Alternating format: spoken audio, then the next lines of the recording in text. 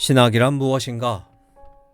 알리스터 매크레스 2장 중세와 르네상스. 주요한 신학적 논쟁과 업적. 이 기간 동안에 신학이 여러 가지 주요 쟁점들이 다시 전면으로 떠올랐는데 그 중에서 특히 중요한 것들을 다음에서 살펴본다. 여기서는 간단히 언급하고 자세한 내용은 이 책의 뒷부분에서 다룬다. 교부시대 유산의 통합, 12세기와 그 뒤를 이은 신학적 부흥기 동안에 기독교 신학자들은 교부시대에서 유산으로 물려받은 풍부한 신학 자원들을 수집하고 통합하는 일을 시작했다. 서방교회는 라틴어를 사용했던 까닭에 서방 신학자들은 자연스럽게 히포에 아우구스티누스가 저술한 중요한 저작들로 돌아가 그것을 자신들의 신학 성찰의 출발점으로 삼게 되었다. 페르투스 콤바르두스가 지은 네 권의 명제집은 주로 아우구스티누스의 저술에서 뽑아낸 인용문들을 비판적으로 편집한 책으로 중세 신학자들은 그 책에 실린 인용문들을 주석하는 것을 과제로 삼았다. 신학에서 이성이 맞는 역할에 대한 탐구. 온전히 신뢰할 수 있는 기초 위에 기독교 신학을 세우려는 새로운 관심은 신학에서 이성이 어떤 역할을 하는가에 대한 진지한 탐구로 이어졌다. 바로 이것이 스콜라주의의 핵심적이고 확고한 특성이다. 중세 초기의 신학의 부흥이 이루어지면서 두 개의 주제가 신학 논의의 중심으로 떠오르기 시작했다. 하나는 기독교 신학을 조직화하고 확장할 필요성이었으며 다른 하나는 신학의 본질적 합리성을 입증할 필요성이었다. 중세 초기의 신학이 대체로 아우구스티누스의 견해를 반복하는 것에 불과했지만 점차로 아우구스티누스의 개념들을 체계화하고 더욱 발전시켜야 한다는 압력이 증가했다. 그렇다면 이를 어떻게 이룰 수 있겠는가? 가장 서둘러 채워야 할 것이 방법론이었다.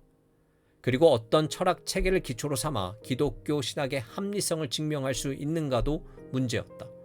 11세기 사상가 캔터베리의 안셀무스는 기독교 신학의 합리성에 대한 신념을 두 개의 라틴어 구절을 표현하였다. 그의 독창성을 보여주는 이 두 구절은 이해를 추구하는 신앙과 나는 이해하기 위해서 믿는다 이다. 그의 기본적인 통찰은 신앙이 이해보다 앞서 오지만 그럼에도 그 신앙의 내용은 합리적이라는 것이다.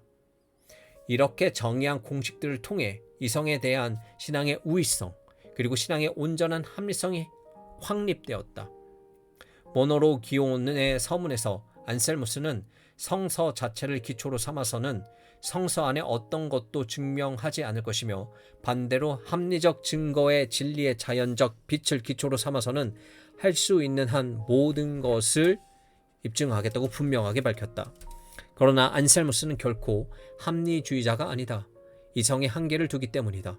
11세기와 12세기 초에는 철학이 두 가지 면에서 기독교 신학의 이루 말할 수 없이 소중한 자산이 될 수 있다는 확신이 점차 늘어갔다. 첫째, 철학은 신앙의 합리성을 입증해 줄 수 있으며 따라서 기독교 밖의 비판자들에 맞서 신앙을 지켜줄 수 있다. 둘째, 신학은 신앙의 조항들을 체계적으로 연구하고 정리할 수 있는 방법을 제공하여 그 조항들을 더 깊이 이해할 수 있게 해준다. 그러면 어떤 철학인가? 이 문제는 12세기 말과 13세기 초 아리스토텔레스의 저술들을 재발견함으로써 해결되었다. 1270년경에 이르러서는 아리스토텔레스가 그 철학자로서 우뚝 서게 되었다. 보수의 진영에 속한 사람들의 격렬한 반대가 있기는 했지만 그의 사상이 신학적 사유를 주도하게 되었다. 토마스 아퀴나스와 둔스 스코투스 같은 사상가들의 영향으로 아리스토텔레스의 사상이 기독교 신학을 통합하고 발전시키는 최상의 도구가 되었다. 기독교 신학의 개념들은 아리스토텔레스의 철학의 명제들 기초로 조직적으로 정리되고 체계화되었다. 또한 아리스토텔레스의 개념들을 기초로 기독교 신앙의 합리성도 입증되었다. 토마스 아퀴나스의 이교도 논박 대전은 이슬람 세계의 기독교 신앙의 매력을 보여줄 수 있는 신학 저술로서 탁월성을 인정받았는데 기독교와 이슬람교가 공유하는 아리스토텔레스의 철학 사상을 근간으로 저술되었기 때문이다. 스콜라주의 신학 체계 발전. 교부들의 유산, 그 중에서도 특히 아우구스티누스의 유산을 통합하려는 노력에 대해서는 앞에서 살펴보았다. 스콜라주의의 본질이라고 할 수 있는 이 체계화에 대한 욕구는 앞에서 언급한 복잡한 신학 체계를 형성하는 결과를 낳았다. 이러한 발전을 가장 분명하게 보여주는 것이 토마스 아퀴나스의 신학 대전일 것이다. 이 저작은 기독교 신학의 포괄적이고 종합적인 면모를 가장 확실하게 담아낸 작품에 속한다. 이렇게 신학 체계의 중요성을 강조한 결과로 중세 후기에 여러 신학, 학파들이 등장하였다. 특히 중요한 학파로서는 토마스주의나 스코투스주의라고 불리는 학파들과 오캄의 윌리엄의 사상에서 나온 근대적 방법을 기초로 삼은 학파들이 있었다. 조화와 일관성을 강조한 이런 특성은 스콜라주의에서 매우 중요하게 여겼던 주제 가운데 하나, 곧 토론의 사용에도 반영되었다. 이것은 스콜라주의 대표적인 저술들이 채용했던 변증법 방법에서 볼 수 있다. 그런 저술로는 토마스 아퀴나스의 신학대전이나 진리에 대한 정규 토론집과 같은 다수의 정규 토론집을 들 수 있다. 파리 대학교에서 행한 강연들에 기초한 이 저술들에서 아퀴나스는 모든 사람이 참여하도록 질문을 제시하고 폭넓은 의견들을 정리했다. 이런 의견들을 검토한 후에 아퀴나스는 반대 의견을 제시하고 어떻게 자기 견해가 반대자들의 견해보다 더 나은지를 입증하였다. 이 과정에서는 흔히 용어들이 지니는 다양한 의미들을 구분하고 아퀴나스 자신의 견해와 일치하는 여러 권위 있는 이론에 대한 해석을 다루었다. 이런 식의 변증법적 방법은 신학으로부터 다른 학문 분야, 예를 들어 철학과 그 당시 새로 등장하던 자연과학계로에 쉽게 확장될 수 있었다. 성례전 신학의 발전. 초대교회는 성례전에 관한 논의에서는 비교적 엄밀하지 못했다. 성례전이라는 용어를 어떻게 정의하고 또 성례전에는 어떤 것들을 포함해야 하는가에 대한 일반적 합의가 거의 이루어지지 않았다. 대체로 세례와 성만찬이 성례전에 속한다는 의견이 일치했으나 안타깝게도 그 외의 것들과 관련해서는 그러지 못했다.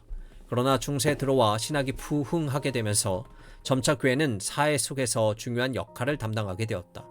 교회의 공적인 예배 활동을 지탱하는 지적인 기반을 다지고 또 예배 이론적 측면들을 통합하려는 새로운 압력이 교회에 가해졌다.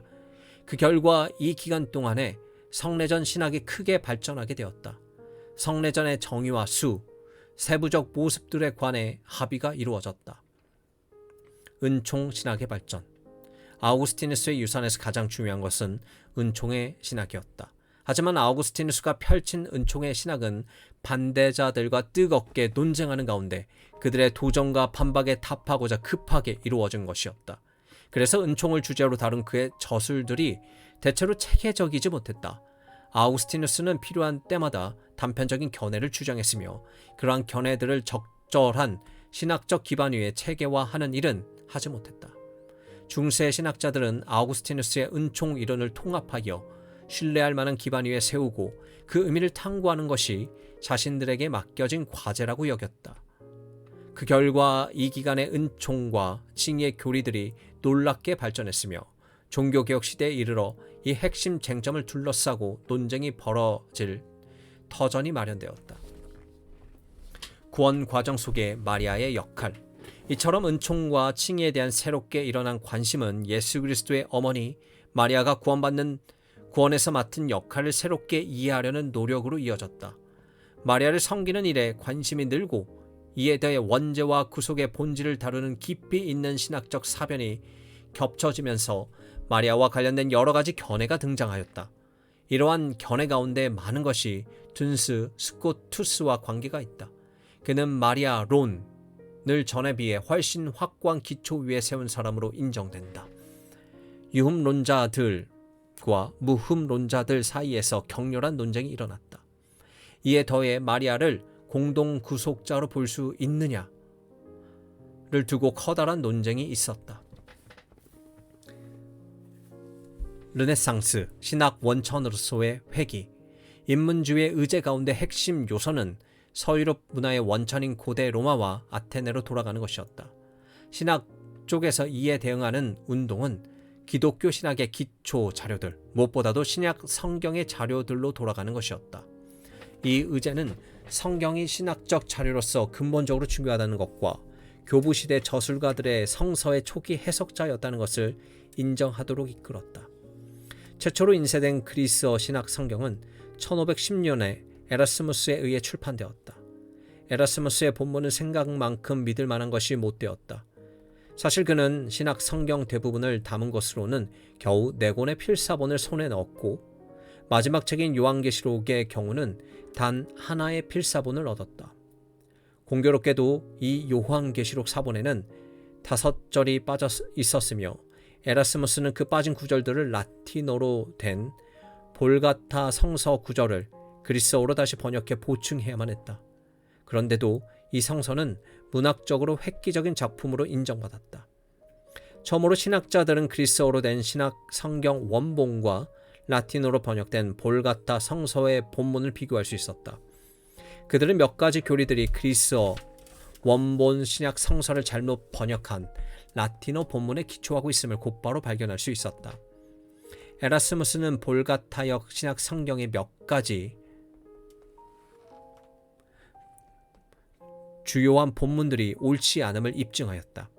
번역상의 오류를 보여주는 전형적인 사례 2가지를 살펴봄으로써 에라스무스의 성서 지식이 옳다는 것을 확인할 수 있다. 1.